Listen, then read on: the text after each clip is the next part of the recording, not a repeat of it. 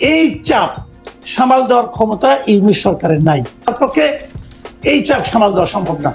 আগামী সপ্তাহে যদি তারেক রহমান এসে বলে যে আমি ইলেকশন চাই এবং ডিসেম্বরের মধ্যে চাই, যদি বলে আপনি নিশ্চিত থাকেন ইলেকশন ডিসেম্বরে হবে, কারণ ডক্টর ইউনূস ওই রিস্কে যাবে না। এখন অনেক পলিটিক্যাল পার্টি অনেক রকম কাহিনী করতেছে, যার যার স্বার্থ আছে।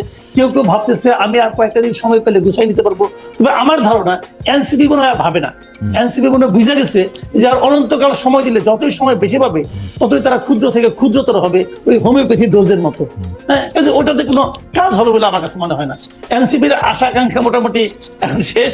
এখন জামাত হয়তো ভাবতে পারে যে আর একটু সময় পারলে আর একটু গোছাবো, কিন্তু তাতেও কিছু হবে বলে আমার কাছে মনে হয় না।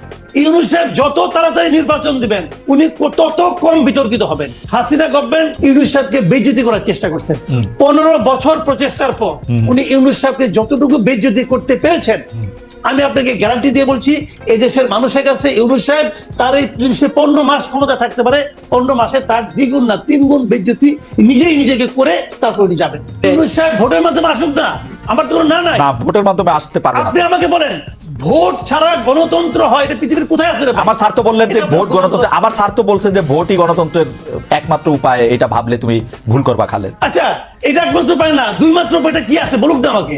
দুই মাত্র উপায় গণঅভ্যুত্থান একটা মেন্টেন। দ্বিতীয় উপায়টা কি? গণঅভ্যুত্থান। ভোট ছাড়া গণতন্ত্রের দ্বিতীয় উপায়টা কি? কারণ গণঅভ্যুত্থান আরেকটা মেন্টেন, আরেকটা উপায়। গণঅভ্যুত্থান তো গণতন্ত্র না।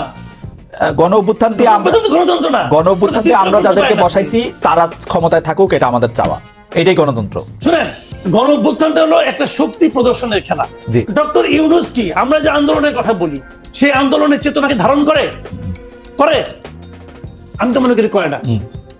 যদি করতো তাহলে উনি এই ধরনের লোককে এখানে তার উপদেষ্টা মন্ডলীতে আনতো না, যাদের মধ্যে 80% সঙ্গে এই আন্দোলনের কোনো সম্পর্ক নাই, কোন ধরনের সম্পর্ক নাই এই আন্দোলনের। নূরজাহান বেগম স্বাস্থ্য মন্ত্রণালয়ে আছে। কামাল ভাই, এটা আমি আগেও বলছি, শেখ হাসিনার সাথে সম্পর্ক না থাকাই আন্দোলনের সাথে সম্পর্ক। এটা হচ্ছে থিওরি। নূরজাহান বেগমের সাথে শেখ হাসিনার ইউনূস সাহেবের এগেইনস্টে করা মামলায় ইউনূস সাহেবের পাশাপাশি নূরজাহান বেগম যে থাকছেন, এর জন্য উনি 2টা মন্ত্রণালয়ের উপদেষ্টা হইতে পারেন, মাত্র তো একটা হয়েছে। তাহলে ইউনূস সাহেবের সঙ্গে ইউনূস সাহেবের পক্ষে যে আইনজীবী ছিলেন ওনারা তো আইন মন্ত্রণালয়ে অফার করা হয়েছিল, উনি নেয় নাই। তাহলে উনি ভদ্রলোক আসে নাই, ভালো কথা। তো আমি এই জন্যই বলছি যে চেতনা যে কি জিনিস, এখন আগেও দেখছি হাসিনার আমলে চেতনা বিক্রি করা হয়েছে, এখনো দেখছি এখনো চেতনা বিক্রি করা হচ্ছে। এবং ওই যে আমি বলি না যে আমাদের বিদেশে একজন ব্রাহ্মণ পীর আছেন, ওনার কিছু মুরিদ আছে এই দেশে, তারা এখানে মিলে। না কামাল ভাই, আপনিও তো ইউনূস সাহেব আসার 1-2 সপ্তাহের মধ্যেই বলতে শুরু করছেন নির্বাচন চাই, উনাদের এই ভুল ধরতে। হ্যাঁ বলবো তো, আমি কেন বলবো? আপনিও তো সুযোগ দেন নাই। আমি শক্তি দিয়ে, আমার সঙ্গে অনেক লোক আছে, অনেক লোকের শক্তি একত্রিত হয়ে তোমাকে প্রেসার দিয়ে তোমাকে আমি নামাই দিছি। এটা হলো গণঅভ্যুত্থান।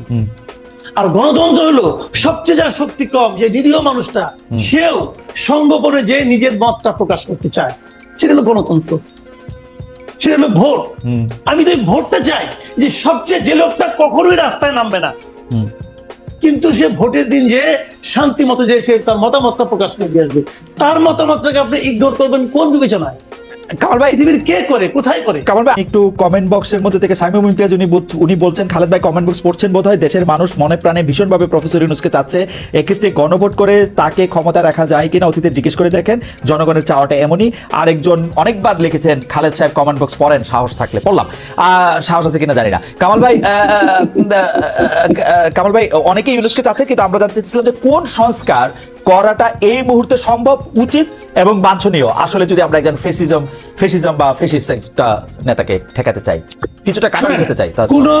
কোন ম্যাজিক সংস্কার নাই, আপনি এমন কোন সংস্কারই করতে পারবেন না যা দিয়ে ম্যাজিক তৈরি হবে। আপনি বলেন এই যে সংস্কারের দাবিগুলো কারা করেছিল, যে স্টুডেন্টরা করেছিল, তারাই কি কোনো ম্যাজিক দেখাতে পেরেছে? তাদের নিজেদের জীবনযাপন কি সংস্কার আনতে পেরেছে? সেটা তো আমরা দেখছি, প্রতিনিয়ত শুনছি, কি পাচ্ছি আমরা? কিছুই পাচ্ছি না। কাজে এই ঘটনাগুলি হলো জানেন এক ধরনের হাইপ তৈরি করা হয়েছে সোশ্যাল মিডিয়ায়, যে ডক্টর ইউনূসকে 5 বছর চাই।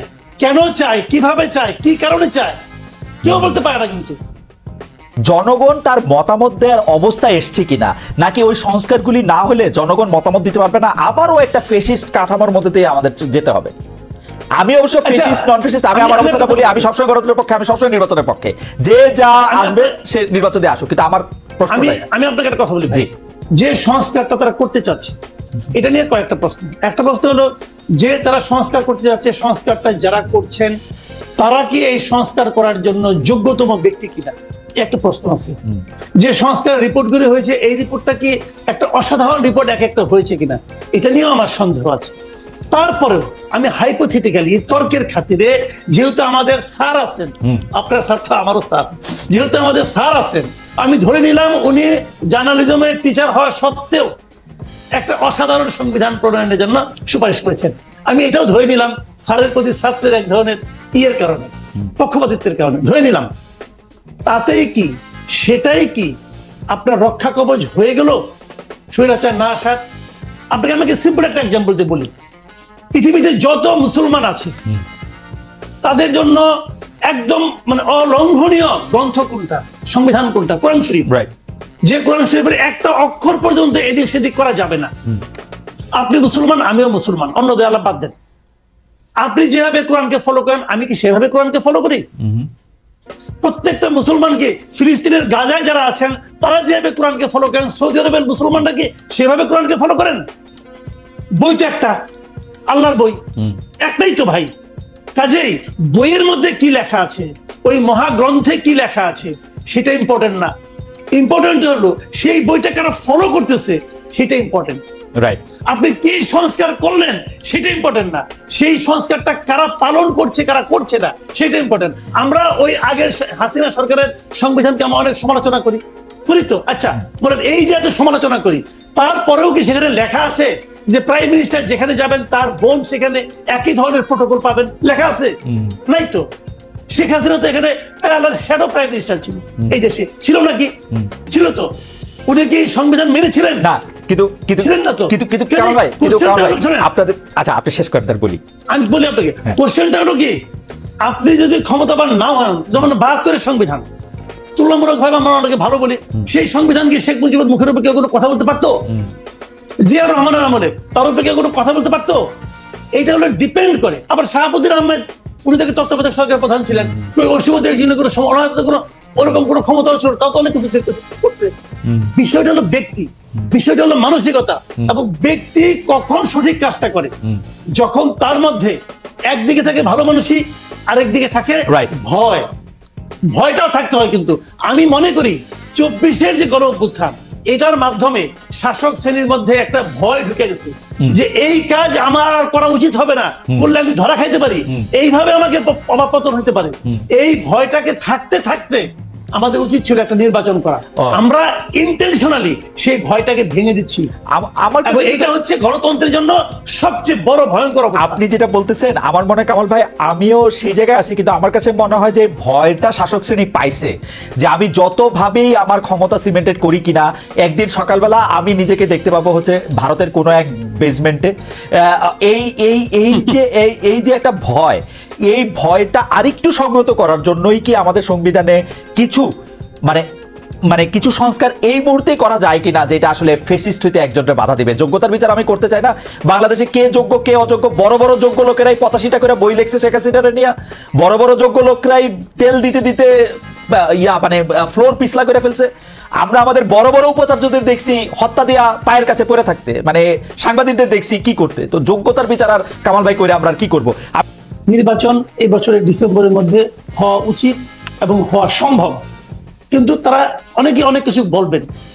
একটা জিনিস কি আপনি একটা কথা ভেবে দেখেন, আমার মনে হয় বাংলাদেশের স্বাধীনতার পর এ পর্যন্ত যাবৎকাল ডক্টর ইউনূসের সরকার হলো সবচেয়ে ভাগ্যবান সরকার, যে সরকার দেশের মাঠে থাকা সকল রাজনৈতিক দলের নিঃশর্ত সমর্থন পেয়েছেন। এরকম এর আগে কোনো সরকার পায় নাই, এমনকি স্বাধীনতার পর বঙ্গবন্ধু সরকারও কিন্তু পায় নাই। উনি সরকার চালানোর কয়েকদিনের মধ্যে জাসদ জোরদণ্ড প্রতাপে কিন্তু ওনার বিরোধিতা করেছে। এরকম একটা সমর্থন পাওয়ার কারণে ওনাদের পক্ষ থেকে অথবা ওনাদের যারা নাকি সুবিধাভোগী আছে, ওনাদের যারা চামচামি করেন, তারা নানাভাবে নানা ধরনের কাজ করতেছেন এবং সোশ্যাল মিডিয়ার মাধ্যমে এক ধরনের প্রচারণা চালাচ্ছে। কেউ বলছেন যে ৩ বছর, কেউ বলছেন যে না ২৯ সাল পর্যন্ত, কেউ বলছেন ৫ বছর, আবার ওনাদের একজন আপনার দার্শনিক আছেন যিনি বলছেন যে না একটা জাতীয় সরকার হবে, সেখানে ডক্টর ইউনূস প্রধান উপদেষ্টা হবে এবং উপপ্রধান উপদেষ্টা হবে তারেক রহমান। এই ধরনের নানা ধরনের কিন্তু মানে আপনার পারমুটেশন কম্বিনেশন এখন আমরা দেখতে পাচ্ছি। বাট আলটিমেটলি জিনিসটা হলো যে এই যে প্রথমে যে কথাটা বললাম যে সবগুলি পলিটিক্যাল পার্টি এই সরকারকে সাপোর্ট দিচ্ছে, যদি সাপোর্ট না দেয় তাহলে কি ওটাকে চাপ তৈরি হবে। এই চাপ সামাল দেওয়ার ক্ষমতা ইউনূস সরকারের নাই, একদমই নাই। কাজে যদি আমি বললাম যে আগামী সপ্তাহে যদি তারেক রহমান এসে বলে যে আমি ইলেকশন চাই এবং ডিসেম্বরের মধ্যে চাই, যদি বলে আপনি নিশ্চিত থাকেন ইলেকশন ডিসেম্বরে হবে, কারণ ডক্টর ইউনূস ওই রিস্কে যাবে না, তার পক্ষে এই চাপ সামাল দেওয়া সম্ভব না। এখন অনেক পলিটিক্যাল পার্টি অনেক রকম কাহিনী করতেছে, যার যার স্বার্থ আছে। কেউ কেউ ভাবতেছে আমি আর কয়েকটা দিন সময় পেলে গুছাই নিতে পারবো, তবে আমার ধারণা এনসিপি মনে হয় আর ভাবে না। এনসিপি মনে বুঝে গেছে যে আর অনন্তকাল সময় দিলে যতই সময় বেশি পাবে ততই তারা ক্ষুদ্র থেকে ক্ষুদ্রতর হবে, ওই হোমিওপ্যাথি ডোজের মতো। হ্যাঁ, ওটাতে কোনো কাজ হবে বলে আমার কাছে মনে হয় না। এনসিপির আশা আকাঙ্ক্ষা মোটামুটি এখন শেষ। এখন জামাত হয়তো ভাবতে পারে যে আর একটু সময় পাইলে আর একটু গোছাবো, কিন্তু তাতেও কিছু হবে বলে আমার কাছে মনে হয় না। আমি জানি না কি হবে তাদের পলিটিক্যাল ইকুয়েশন কার কি, তবে আমি এটুকু মনে করি যদি পলিটিক্যাল পার্টিগুলো চাপ দেয় এই সরকারের পক্ষে ইলেকশন ডিসেম্বরের থেকে মানে বিলম্বিত করার কোনো সুযোগই নাই। কামাল ভাইয়ের সাথে আমি একমত যে পলিটিক্যাল পার্টিগুলো যদি চাপ সৃষ্টি করে তাহলে ডিসেম্বরেতে ইলেকশন দিতে হবে, এবং ডক্টর ইউনূসও আসলে ডিসেম্বর ইলেকশন দেওয়ার ব্যাপারে একাধিকবার বলেছেন। বড়জোর তিনি নানা কারণে সেটাকে একটু বাড়িয়ে হাতে সময় রেখেছেন কিন্তু পলিটিক্যাল পার্টি, কিন্তু আমরা কিন্তু দেখছি যে পলিটিক্যাল পার্টিগুলি কিন্তু সেই অর্থে চাপ সৃষ্টি করতেছে না, পলিটিক্যাল পার্টির মধ্যে সেই চাপ কিন্তু নাই। আপনার স্যার যে আপনাকে বলেছেন খালিদ যে সব গণতন্ত্রে ভোট দরকার হয় না, একটা বিষয় কিন্তু মনে রাখতে হবে যে গণ অভ্যুত্থান কখনোই গণ ম্যান্ডেট না। কেন না? কারণ গণ অভ্যুত্থান একটা ভয়াবহ স্বৈর শাসকের বিরুদ্ধে হয় কিংবা এমন একটা শাসনের বিরুদ্ধে হয় যে শাসন জনগণ পছন্দ করছে না। কিন্তু এককভাবে চিন্তা করলে কিন্তু সেই স্বৈর শাসক ওই দেশের সবচেয়ে শক্তিশালী দলটা তৈরি করতে পেরেছে এবং সেই কারণে এত বছর ধরে সে ক্ষমতায় আছে। সকলে মিলে ঐক্যবদ্ধ হয়েছে একটা পয়েন্টে যে এই স্বৈর শাসককে সরিয়ে দিয়ে দেশে এমন একটা ব্যবস্থা তৈরি করতে হবে যেখানে জনগণ তার মতামত দিতে পারে। এখন যে মুহূর্তে গণ অভ্যুত্থান সফল হয়েছে তখন সেই অভ্যুত্থানে কি অন্যরা অংশ নেয় নাই? জামাত ইসলাম অংশ নিয়েছে, বিএনপি অংশ নিয়েছে, বিভিন্ন ছোট ছোট রাজনৈতিক দল অংশ নিয়েছে এবং তরুণরা অংশ নিয়েছে। অভ্যুত্থান শেষেই কিন্তু যারাই আন্দোলনে অংশ নিয়েছিল তারা কিন্তু আন্দোলনে এই জন্য অংশ নেয় নাই যে গণ অভ্যুত্থান পরবর্তী সরকার এখানে অনির্দিষ্টকাল শাসন করবে। তারা চেয়েছে তারা যে দলগুলি করে সেই দলগুলি সুযোগ পাবে ক্ষমতায় যাওয়ার, এবং এই কারণেই কিন্তু গণ অভ্যুত্থান পরবর্তীকালে বিএনপির যারা অংশ নিয়েছিলেন তারা বিএনপির ছাতার তলে চলে গিয়েছেন, জামাতের যারা অংশ নিয়েছিলেন তারা জামাতের ছাতার তলে অংশ নিয়েছেন, এবং স্বৈর শাসকের ছাতার তলে যারা ছিলেন তাদের একটা বিরাট অংশ পালিয়ে গিয়েছেন, বাকি অংশ জেলে গিয়েছেন, বাকি অংশ চুপ করে বসে আছেন। কিছু বললে দোষর বলে ফলে আপনার স্যার অত্যন্ত ভুল কথা বলেছেন। আমার স্যার না, তো আমি প্রতিবাদ করলাম। আর আমার স্যারের প্রতিবাদ আমিও করতে পারি, কিন্তু তুষার ভাই একটু জানতে চাইবো যে এটি আমার শেষ প্রশ্ন, কামাল ভাই জবাব দেবে যারা আমাদের কোনো একটা সংস্কার এরকম আছে কিনা যেটা করলে, সংবিধানে করলে বা আমরা এটার ঘোষণা দিলে, যেটা একটা ঘোষণাপত্র দিলে আরেকটা রাজনৈতিক দলের আরেকটা সরকারের ফেসিস্ট হয়ে ওঠার পথে অন্ততপক্ষে পথে একটু কাটা বিছানো হয়, মানে পারবো না আটকাইতে, কিন্তু একটু এরকম কিছু কি আসে কিনা? ফ্লোর ক্রসিং এর যে আইনটা আছে এটা সংবিধান থেকে তুলে দিতে হবে, এটা হচ্ছে প্রথম বিষয়। আর নির্বাচন কমিশনকে এমন ভাবে ক্ষমতাশালী করতে হবে যাতে করে নির্বাচন কমিশন যে কোনো সময় অপরাধ প্রমাণিত হলে সংসদ সদস্য সহ নির্বাচিত যে কোনো ব্যক্তিকে, নির্বাচন কমিশনের অধীনে যে নির্বাচনগুলি হয় সেই নির্বাচিত যে কোনো ব্যক্তিকে পদ থেকে অপসারণ করতে পারবে যদি নির্বাচনে তিনি অসৎ উপায় অবলম্বন করেছেন অথবা অসৎ প্রভাব বিস্তার করেছেন। এটা হয়। এই দুটি করার জন্য সংবিধান আসলে খুব যে বিরাট সংশোধন করতে হয় ব্যাপারটা তাও না। এই দুটি করলে আমার ধারণা যে ফ্যাসিস্ট হয়ে ওঠাকে অনেকখানি বন্ধ করা যায়। আপনি নিশ্চয়ই খেয়াল করেছেন যে 70 অনুচ্ছেদ অর্থাৎ ফ্লোর ক্রসিং এর এটা উঠানো না উঠানোর ব্যাপারে বিএনপি এনসিপি এই প্রথম কোনো কিছুতে একমত। বিএনপি এনসিপি জামাত ইসলামী সবাই একমত যে আমরা 70 উঠুক এটা চাই না। আমার সাথে আবার কথা বলার সময় তারা বলে কি যে না অর্থবিলের ক্ষেত্রে শুধু আমরা বলছি, আমি বলি আরে ভাই সরকারি দলের সব বিলই তো অর্থবিল। এইটা আবার আমাকে বুঝাইতে আসে যে সরকারি বিলের সব দল অর্থবিল, মানে কই যে যাবো? ওরা অর্থ বলতে টাকা বুঝেছে। ট্রেজারি বিল মানে যে ট্রেজারি বেঞ্চ, সরকারি দলকে যে ট্রেজারি বেঞ্চ বলে, আমি সোজা গোদা বাংলায় বুঝায় পড়লাম যেটার সাথে টাকা পয়সা জড়িত, এইটা ছাপাই তো টাকা লাগে, সুতরাং এটা অর্থবিল।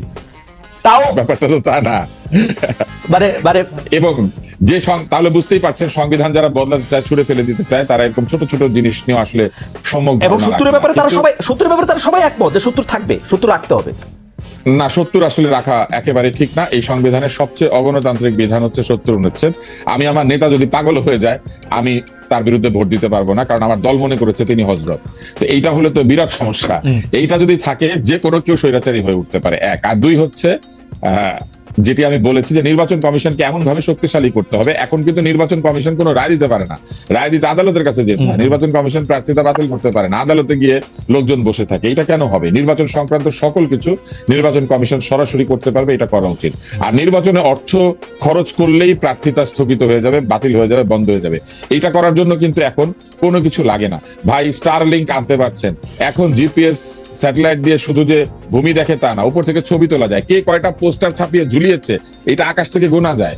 ড্রোন দিয়ে খালি ছবি না দেখিয়ে ড্রোন দিয়ে যে কোনো এলাকাতে গুনে ফেলা যায় যে আসলে কয়টা পোস্টার ছাপিয়েছে। কিন্তু এইগুলা যদি বলে, এইগুলা বললে আসলে অদ্ভুত। আপনি কি একটা লাইন বলবেন? আমাদের 30 সেকেন্ড সময় আছে। আমার খুবই সাধারণ কথা হচ্ছে যে আপনি যেটা বলেছেন যে আওয়ামী লীগের সঙ্গে সম্পর্ক সরাসরি না থাকাটাই যেন একটা যোগ্যতা, কিন্তু এই কথা কিন্তু সত্য যে যারা বিভিন্ন জায়গাতে নিয়োগপ্রাপ্ত হয়েছেন তারা সকলে যে উপযুক্ত, এই নিয়ে মানুষের মনে সন্দেহ আছে। আর জুলাই বিপ্লবের চেতনার যে প্রধানতম বিষয়টি গণতন্ত্র, বৈষম্যহীনতা, মেধা এবং যোগ্যতার ভ্যালু, এই জিনিসগুলি যদি আমরা সমাজে দেখতে না পাই এই মুহূর্তে যারা শাসন করছেন তাদের মধ্যে, তাহলে আমরা কিন্তু নতুন বন্দোবস্তের প্রতি এক ধরনের আস্থাহীনতায় ভুগতে শুরু করি। তাই আমি এনসিপিকে একটা পরামর্শ দিব যে জুলাই বিপ্লবের চেতনা কি, এটার জন্য জুলাই ডিক্লারেশনের কোনো প্রয়োজন নাই। তাদের দলের যে ঘোষণাপত্র, দলের ঘোষণাপত্রের মধ্যে এটা বললেই হয় যে আমরাই হচ্ছে জুলাই চেতনা ধারণ করি, এটাই হচ্ছে জুলাইয়ের চেতনা। আর ডক্টর ইউনূসের সরকারকে আমার সাধারণ পরামর্শ হচ্ছে যত দ্রুত নির্বাচন পারেন দিয়ে দেন। নির্বাচন দিয়ে দিলে ইতিহাসে একটি জাতিকে গণতান্ত্রিক পথে ফেরত আনার জন্য ডক্টর ইউনূস স্মরণীয় হবেন। কিন্তু দীর্ঘদিন তিনি এখানে বসে থাকলে তাকে সকলে শেখ হাসিনার সঙ্গে তুলনা করতে শুরু করবেন, কেননা অগণতান্ত্রিক ভাবে ক্ষমতায় থাকা মানেই হচ্ছে স্বৈরাচারের পথে প্রথম পদক্ষেপ। তুষার ভাই এবং কামাল ভাই, আপনাদের দুজনকেও অনেকে, আমি অনেক ধন্যবাদ দিতে চাই, কিন্তু অনেকে মনে করতেছেন যে আপনারা বিএনপিকে ক্ষমতায় আনার জন্য মরিয়া।